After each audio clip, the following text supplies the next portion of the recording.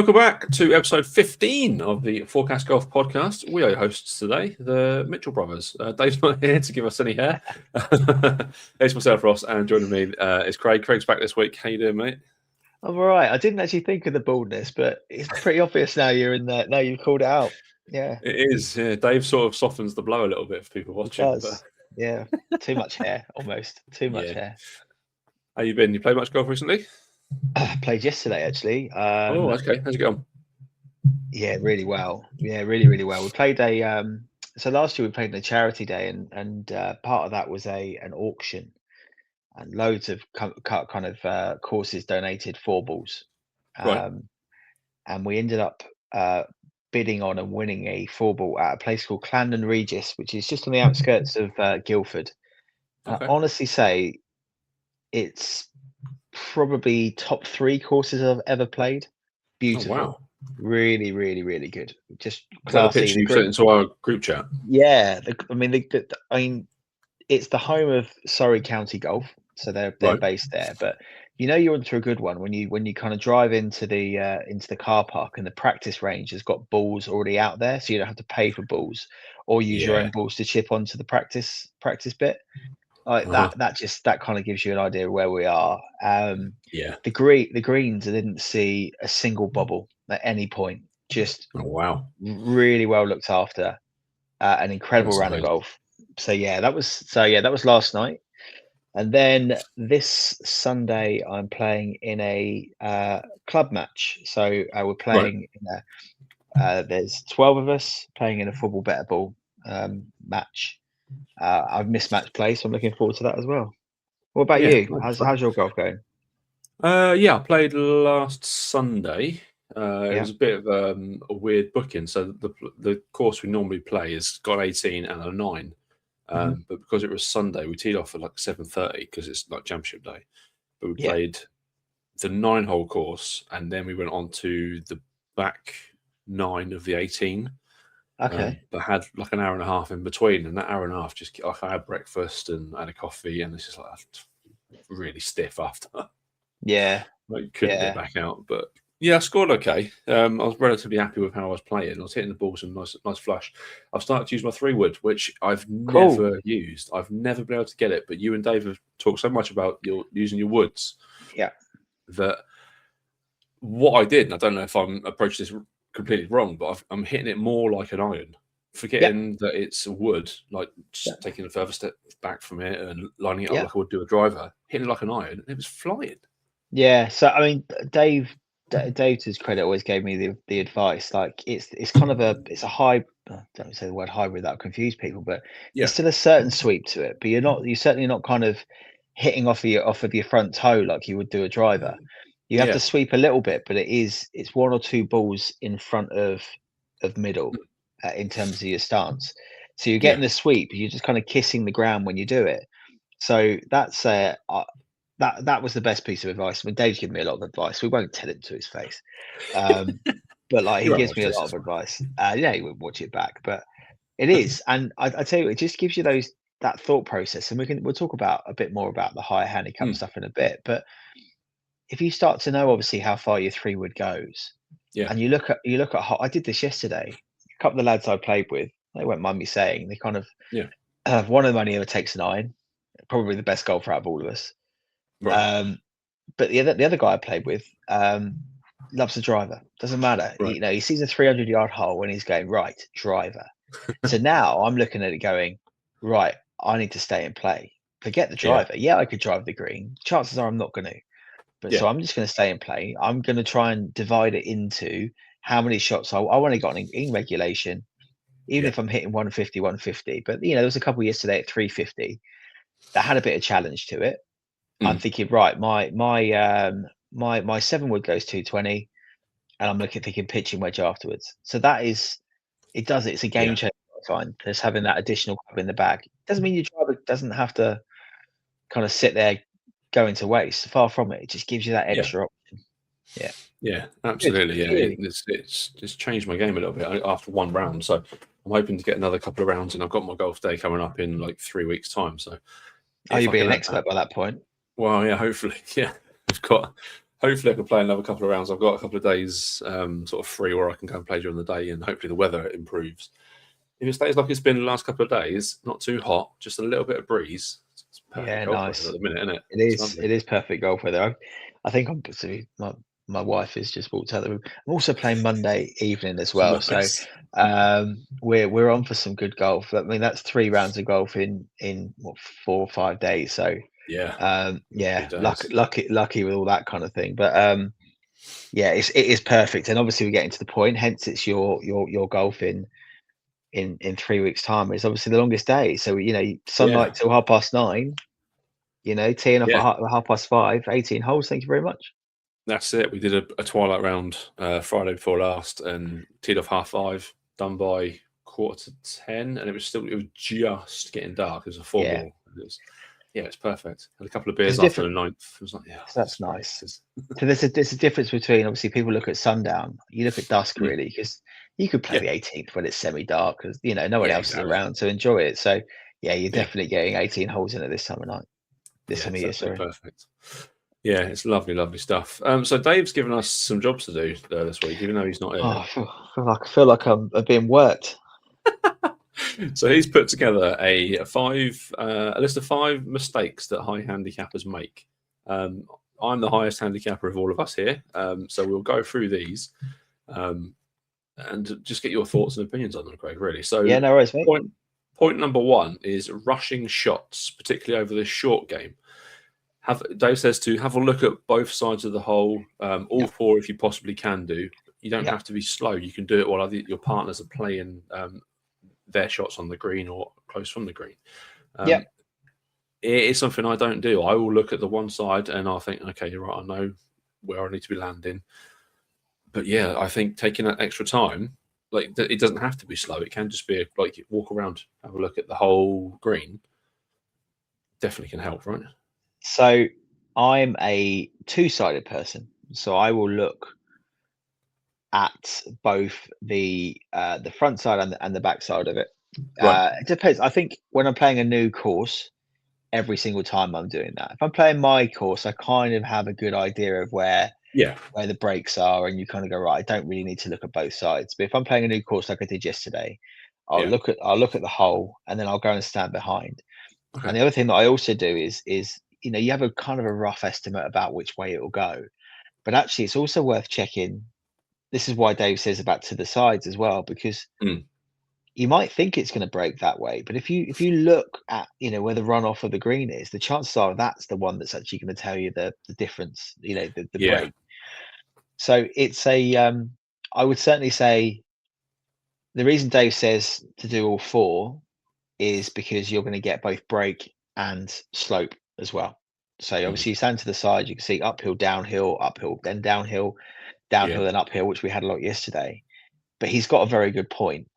The only thing I'd say with it for high handicappers is if you're unsure of the etiquette with it, just kind of look what other people might be doing at the same time, because the last thing you want to be doing is, like Dave's absolutely right, to save time, you're probably doing it while other people are taking their shots, but just be careful about eye line, making sure you're not kind of stood behind the ball. There's a rule about being 45 degrees out from behind or in front of it anyway. So it's a good call, but just make sure that you're not kind of pushing your luck in terms of the etiquette.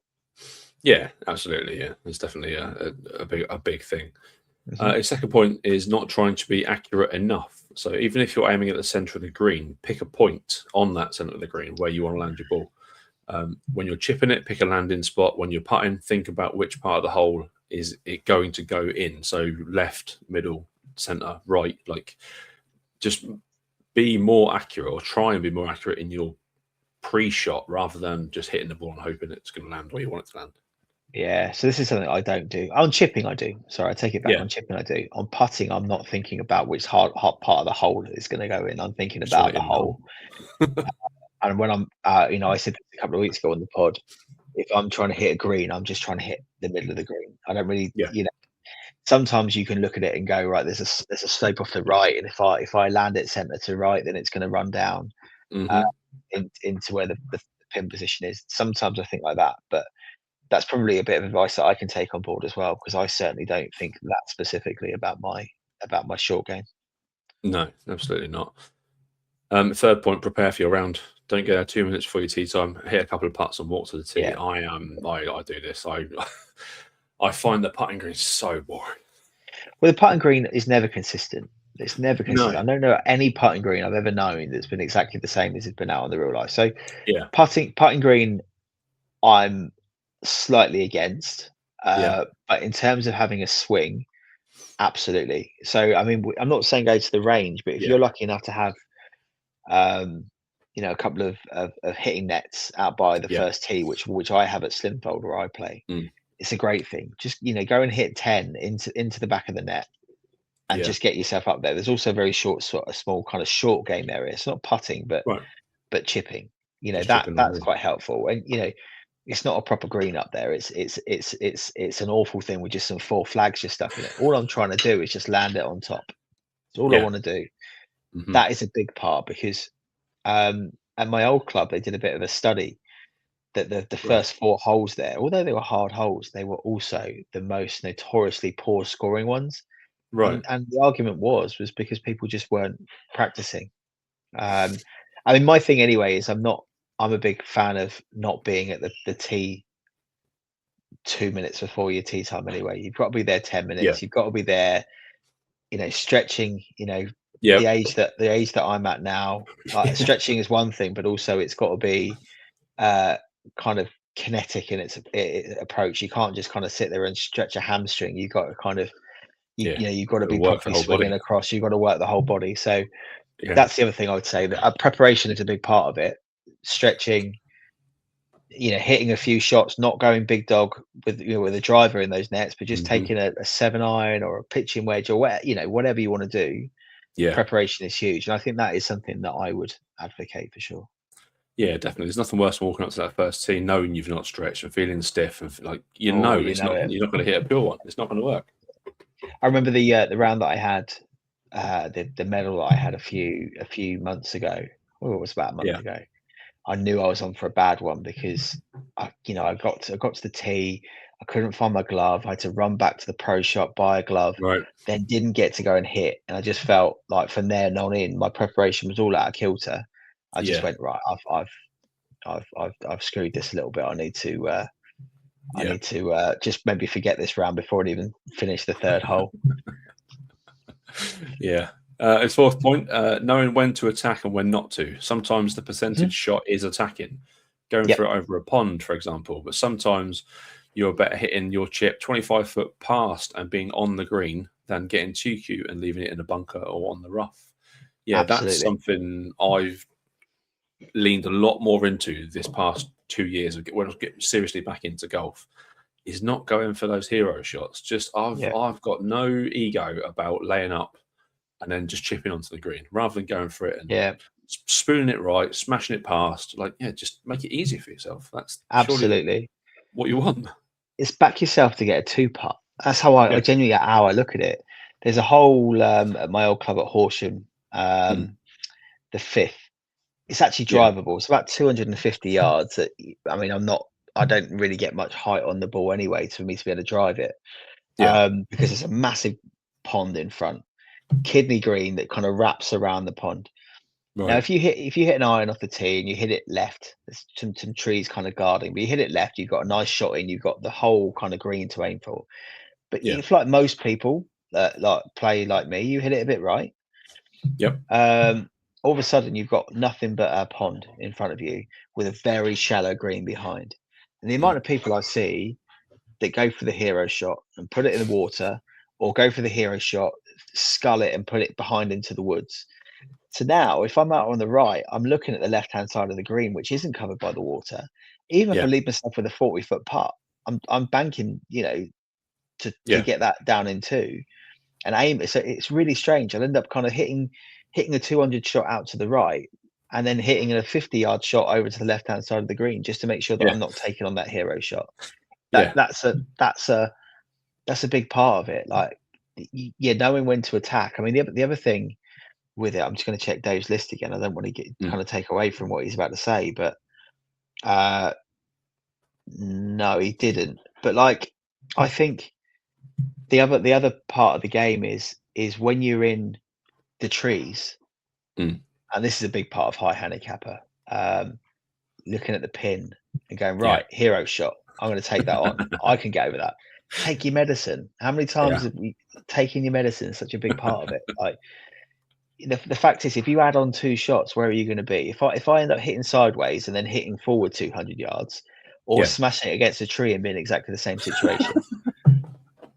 You know what I mean? That is exactly. it. Yeah, we've all been there. We've all done that. And you think, why have I just done that? Why did I not just chip that out and save myself this pain? Yeah, absolutely. You know, and trying to keep it low, not trying to think, well, you know, trees are 90% air, so they'll be fine. Nope, they're not 90% air. There's a lot of wood in that, because you've only got to get a flick and it's in the wrong direction. So I think that's a really good point as well. Yeah, and his last one is worrying about what the people you're playing with are doing.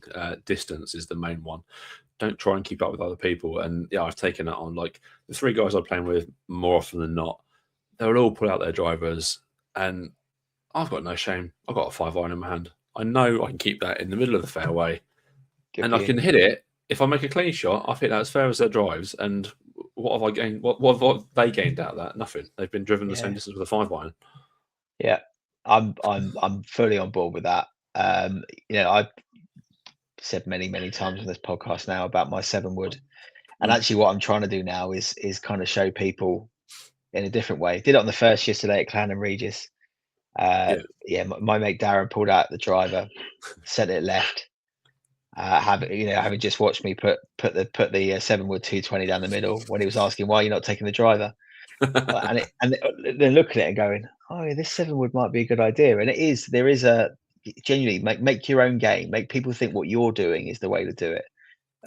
Absolutely. Yeah, definitely an advocate for that as well. So genuinely all of those things, just taking one of those at a time, you know, as well, just working on that one thing will knock shots off your handicap for sure.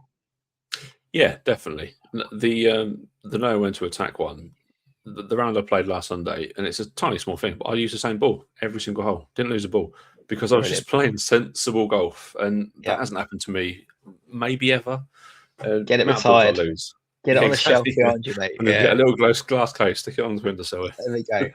Just one to remember. But you remember those rounds. I've had a couple of those recently, and I think that's even, you know, it doesn't matter how well you score. Like, as long as you feel like you've played proper golf, then good for you. Yeah, absolutely. Let's now look at a video of a very low handicap golfer doing something. Yeah. Rather wouldn't have not done. Partnership with Rolex. So this is Scottie Scheffler. Turn this over. Off the tee. Oh no! The 7-iron. Not the time to be going after a flag stick.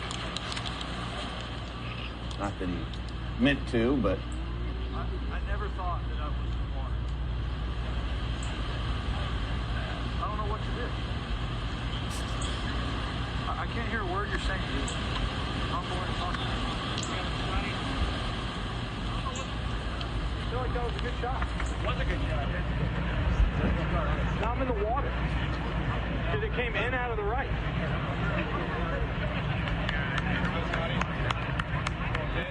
Absolutely. Just while that plays in the background, I'll turn the volume down on it.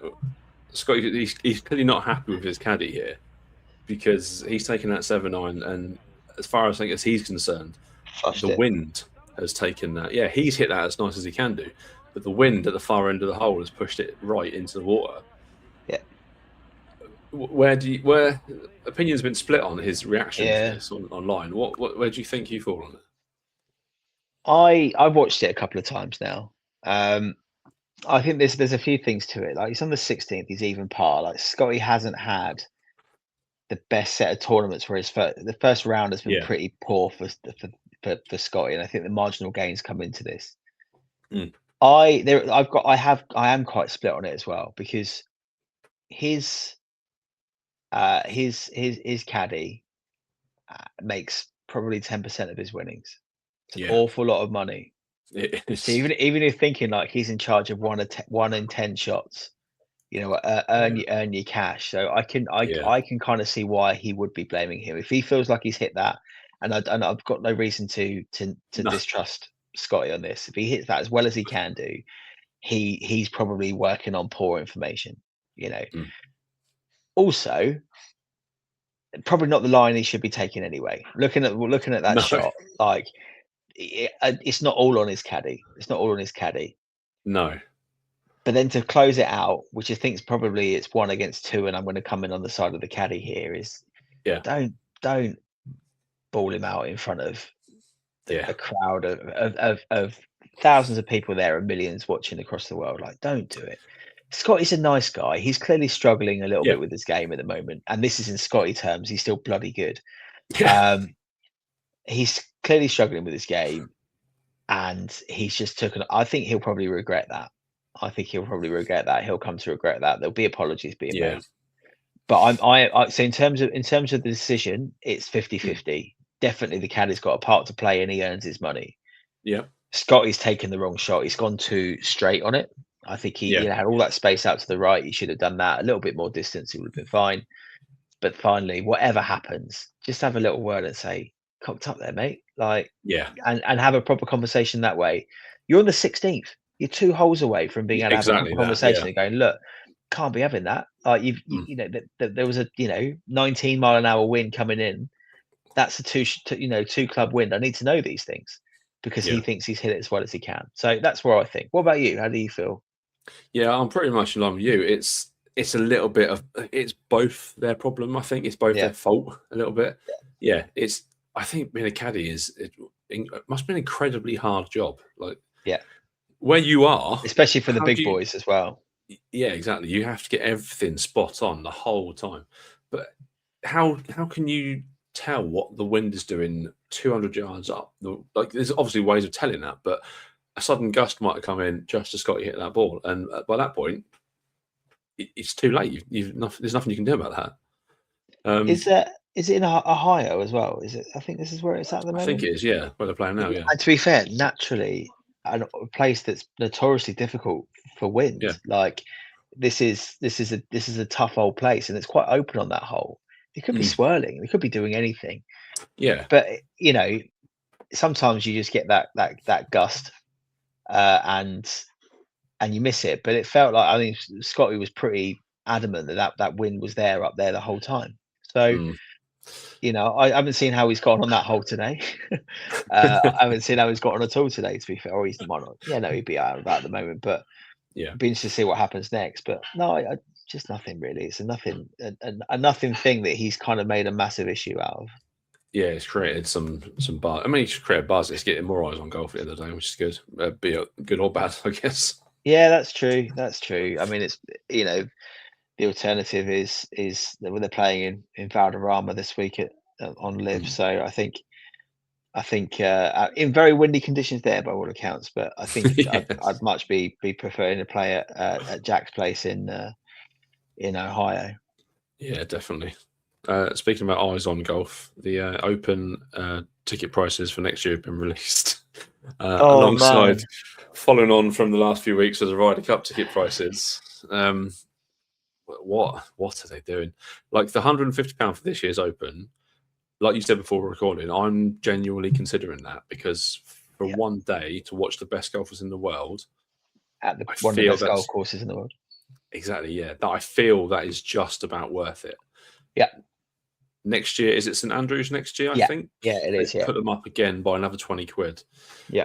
Even there's an incremental increase day by day in the practice rounds as well, which I don't get. I don't know how you can say one practice round is worth £30 more than the day before. Well, I think maybe it's there'll be more people there to see. I think that's potentially some people will be there on a Monday. Some people will not get there till a Tuesday. I think that's how it works.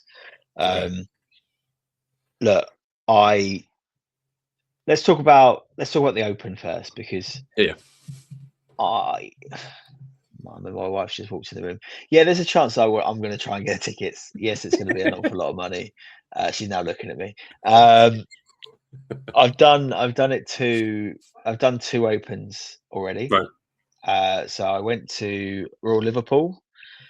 That was quite reasonably priced, and then we went to Troon as well, which was a brilliant day. But I bought that in the resale. Funny enough, I think that was £100 a ticket. But actually, it's a good day. So I would say £150 to go to one of the best courses on planet Earth. to go and watch it, to see the different parts of it, to see the creek, to see the mental first hole and how wide it is, to see the 17th, to see the 18th as well, Valley of Sin, all of those different things that you kind of grow up watching, seeing some of those things. I think £150 is good. And the other thing I would say, and this is going to draw my comparison now back to the Ryder Cup, there's plenty of golf to be seen. Yeah. So much golf. They set up very clever. They've got the red route there that you can kind of follow people around, or you can stand on a hole and watch people come around. Yeah. That's great. Now on to the Ryder Cup. The Ryder Cup, and was it £499? Was that the picture you sent to us? Yeah. Wow. The €499. Let's say 400. Right, okay. Not £98. Yeah. I was up for this. I was seriously up for this. But there's a few reasons why I've decided no. One, that price, absolute disgrace. Secondly, so the landlady of my local pub was telling me that she's from that area. It's in the middle of nowhere. Right. It's in the middle of nowhere. You are a slave to Airbnb. You're a slave to the public transport. Yeah. As beautiful as a course it is, and it seriously is beautiful. It's not a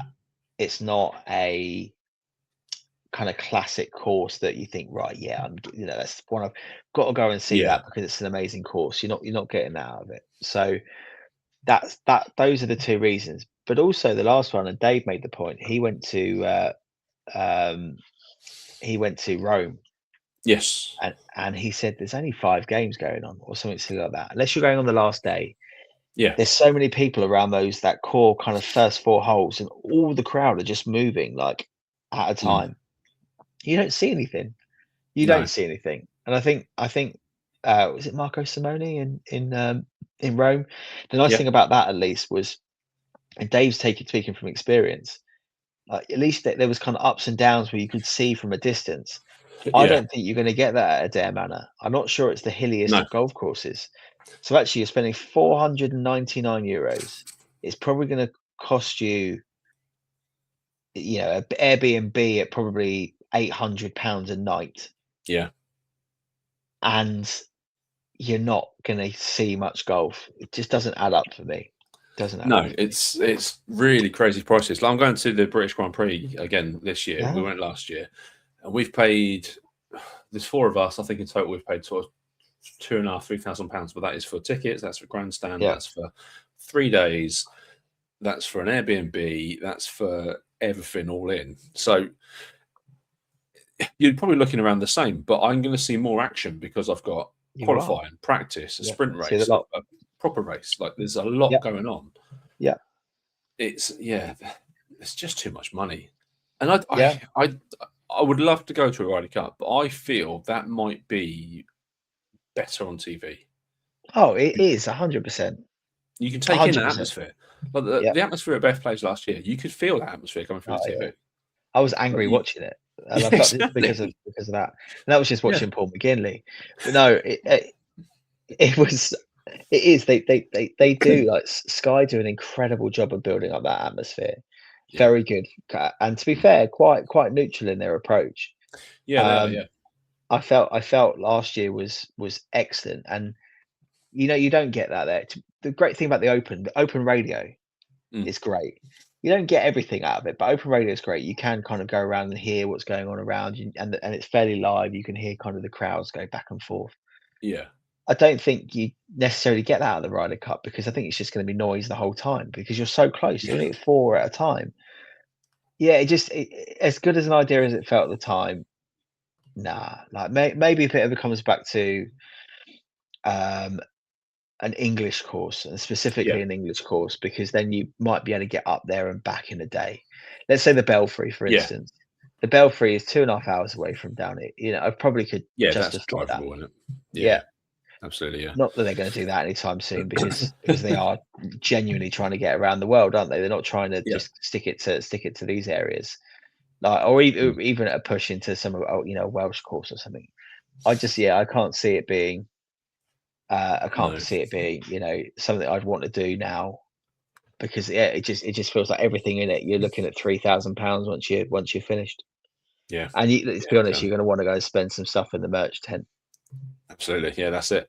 My brother-in-law spent a grand at Silverstone last year just on merchandise. Exactly. I mean, I spent a couple of £100 at the Open. I mean, my ball marker is my Royal Troon ball marker. I think that cost me about £25.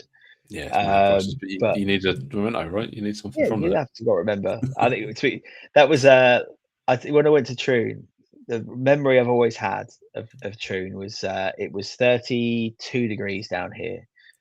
We flew up to Glasgow. Yeah. We stayed in a hotel at Glasgow. And we got on the train from Paisley out to Troon on the west coast, and it was 7 degrees in the wind. So we like a 25-degree swing. My poor dad, we had to go and buy him a full set of waterproofs because he was freezing. He was literally freezing. Sat there shivering. So he spent the best part of £250 on a set of waterproofs just to make him warm, because we thought, it'd be fine. Take some shorts. Yeah, shorts were a mistake. Well, a mistake, but that was Scotland for you. And we were there with our Scottish friend Pete, and he was like, always presume that you knock 20 degrees off when you come up here. Yeah, mistake. Yeah, absolutely. Yeah. Right, let's finish up with some quick YouTube golf highlights of this week. I've only got 3 this week. Okay. Bryson's back. Bryson's posted one today. He's seen it with Bob Does Sports this week. I like Bob. That's it. You see, I'm going to watch it because I like Bob. You like Bob? Yeah. Yeah. Can he outweigh Bryson this? It's going to be fun to see. He's done a break 50 with the guys from Bob Does Sports. So. Oh, we're like with Fat Paris and that like that. Are they all involved? Yeah. Good. Yeah. There's all 3 of them are in there. So that should be quite fun to watch. The 4 bros have done Among Us Golf, which is a worst ball scramble, but one of them is deliberately trying to play badly. Brilliant. I want to watch that. That's good fun. Yeah. I won't do any spoilers, but it's very good. I watched that on my lunch break today. Yeah. And then our mate Chasing Pars, he's released latest episode with Millie May Tillier, who he messaged me after we finished recording saying she's the most positive person he's ever spoken to. He felt like he'd run through a wall after speaking to her for an hour. So amazing. Yeah, go and check that out. Whilst I'm on the subject of my mate Jason Paz, we are obviously doing our golf day. There in the top right corner there is our Just Giving link. We are going to do a live raffle during the day on our TikTok channels and all sorts of stuff. Ali's managed to source some incredible rounds of golf for a £5 raffle entry to our Just Giving page. You'll be entered into the draw. £5 equals one entry, £10 to £50, etc., etc. But he's got 6 rounds of golf to give away at some great courses. The Muckhart, which is in Scotland, I think, Paul Laurie Golf Centre, the North Inch Golf Course, which is his local. I played there last year. It's very nice. The Marriott Golf Resort, which I think is the Rick Shields one. Yeah. Lane number 3 and a 2-ball at his club in Scotland, the Blair Gallery, which you play with him as well. It's a very, very nice course, and the prices they pay in Scotland are mental for a round of golf. He's also got a few vouchers. He's got any item of your choice from the Royal and Awesome website. They do some funky stuff on there if you're into some outlandish clothing. A £40 Cron golf voucher, which they do some lovely hoodies and golf gear, and a voucher for Panther Sports golf products as well. So, yeah, if you want to donate any money to us, it all goes towards prostate cancer. Just scan that QR code there and donate £5 and you'll be entered into the draw, and we'll draw that live on the day. I have just sponsored live, semi-live for these guys watching back, but I've just sponsored all the best to you, mate. All the best. My exact message was, I feel for your spines. Please stretch. Survive. Please stretch. Please stretch. Please stretch. No, I feel all the deep heat possible. Yeah, get on it. BioFreeze is the other thing as well. BioFreeze is good stuff. Yeah. Okay, I'm going to go and buy some of that tomorrow. But I will be keeping an eye out for you guys, and I wish you all the best. Obviously, we have a couple of weeks before that, but fair play to you for doing it. It's for a great cause. Yeah, it's gonna be good fun, and it'll break us, but it's for a great cause. It's almost a ground race for charity now. So amazing. Good for you. Yeah, good stuff. You guys. So that is it, I think, for this week. We'll be back next week when Dave will be back with us. Where can we find you on social media, Craig? So I'm a bit happier at the moment. Well, I was happier on social media until the Champions League happened. But yeah, Craigie84 on Twitter.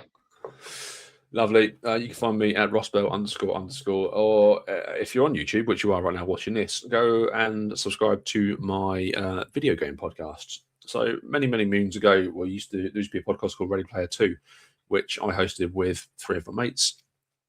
We did 100 episodes, and then we just sort of disappeared. It's been 5 years since we recorded an episode. We got together last night, and we did it's all YouTube stuff now, so it's all on YouTube. Just search for Ready Player 2 TV on YouTube and subscribe, and it's just a laugh, really. There's a mad Welsh woman, there's an old guy called Lee, and there's me and my mate Rich. So it's good fun. That's why we do these things. We do it for a bit of a laugh, don't we? Let's be honest. Exactly. So all this sort of stuff is just good for your mental health as well. I've had a really crap day at work. I'm knackered, but I've just talked golf with my mate for half an hour, so happy days. There you go. That's why we do it, buddy. That's why we do it. There you go. So yes, we will be back next week. Dave will be back with us. Thank you very much for watching. Like the video, subscribe to the channel. We're at 92 subs now. If we get to 100 soon, that would be great. And we will be back next week. Until then, it's we'll see you later. Bye. See ya. Bye.